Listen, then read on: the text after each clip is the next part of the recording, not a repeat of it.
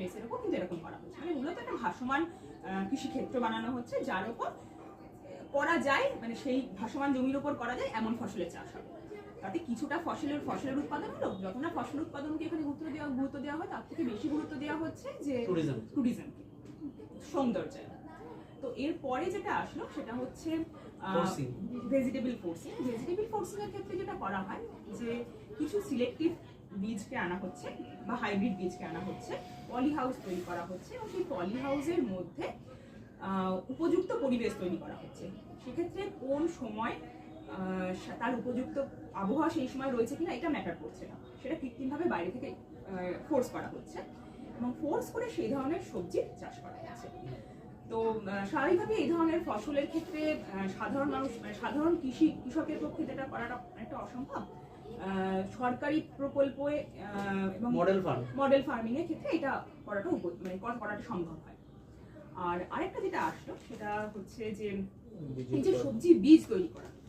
আর এবার সবজি বীজ কি না, এক্ষেত্রে এই ধরনের কৃষিতে যেটা লাগবে প্রধানত গবেষক, বিজ্ঞানী এবং কিছু সরকারি বা বেসরকারি যে সংস্থাগুলো রয়েছে, মানে বীজ উৎপাদনকারী সংস্থাগুলো রয়েছে, তাদের কোলাবোরেশনে বলা যেতে পারে এই ধরনের বীজ তৈরি করা হচ্ছে। এক্ষেত্রে বীজ তৈরি করার ক্ষেত্রে তো স্বাভাবিক আগেও আমরা করিয়েছেন স্যার যে কতগুলো বিষয়কে তো গুরুত্ব দিতে হয়। তার মধ্যে এক হচ্ছে সেই বীজটা যথেষ্ট পরিমাণে আর্দ্রতা আছে কিনা, প্রায় 7% বেশি তার মধ্যে আর্দ্রতা বজায় থাকতে হবে।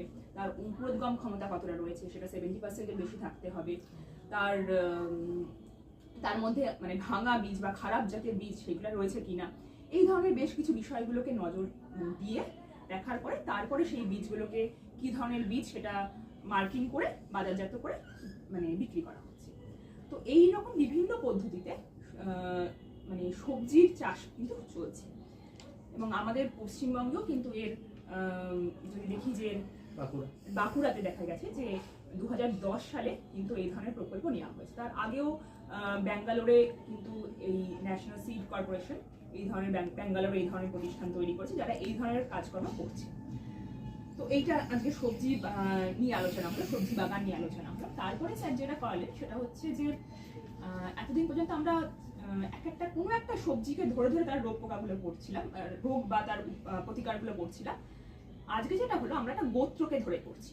যেমন আজকে আলোচনায় পুরোটা হলো ক্রুসিফেরাস জাতের মানে বাঁধাকপি, ফুলকপি, ব্রোকলি বা যদি ওলকপি, এই ধরনের যারা ক্রুসিফেরাস গোত্রভুক্ত সবজি তাদের রোগ পোকার ক্ষেত্রে মানে রোগের ক্ষেত্রে কি ভূমিকা, মানে কি প্রতিকার বা কি ব্যবস্থা নেওয়া যেতে পারে।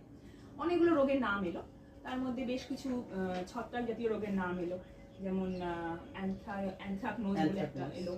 তারপরে ছত্রাক জাতীয় আরেকটা নাম পেলাম আমরা যেটা ওই চারা ঢালা। এই ক্ষেত্রে আমরা দেখলাম যে আগে আমরা করেছি যে কপার অক্সিক্লোরাইড 4 গ্রাম প্রতি লিটার জলে গুলে সেটাকে প্রয়োগ করলে উপকার পাওয়া যায়। বীজ শোধন হবে টাইকোডার্মা ভিরিডি দিয়ে।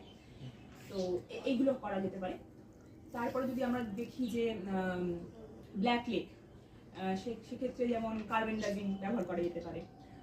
বা আমরা যখন সার প্রয়োগ করি তখন আমরা তো খুব বেশি এনপিকের ওপর জোর দিই, কিন্তু বোরাক্স বা মলিবডিনামের মানে অভাবেও কিন্তু যে কি পরিমাণ গাছের ক্ষতি হতে পারে সেটা কিন্তু ফুলকপি বাঁধাকপির ক্ষেত্রে দেখতে পাওয়া যায়। বোরনের অভাবে বাঁধাকপির ক্ষেত্রে বাঁধাকপিটা একদম ফাঁপা হয়ে যায় এবং তার কাণ্ডটাও ফাঁপা হয়ে যায় এবং দেখা যায় সেটা ফেপে যায়, মানে ভেতরে কোনো কিছু পাওয়া যায় না। তো সেটা মূলত বোরনের অভাবে হয়।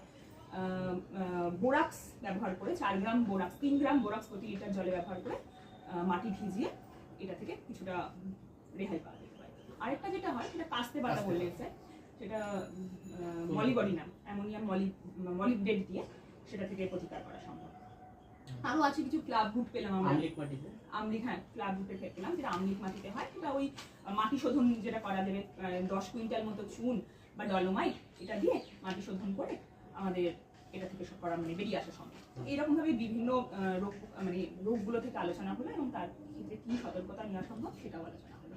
পরের দিন স্যার বললেন যে আমাদের সোলানেসি গোত্রটাকে নিয়ে আলোচনা করবেন, সেটাকে আমরা আরো জানবো। তো আজকে এইটুকুই আলোচনা হলো স্যার।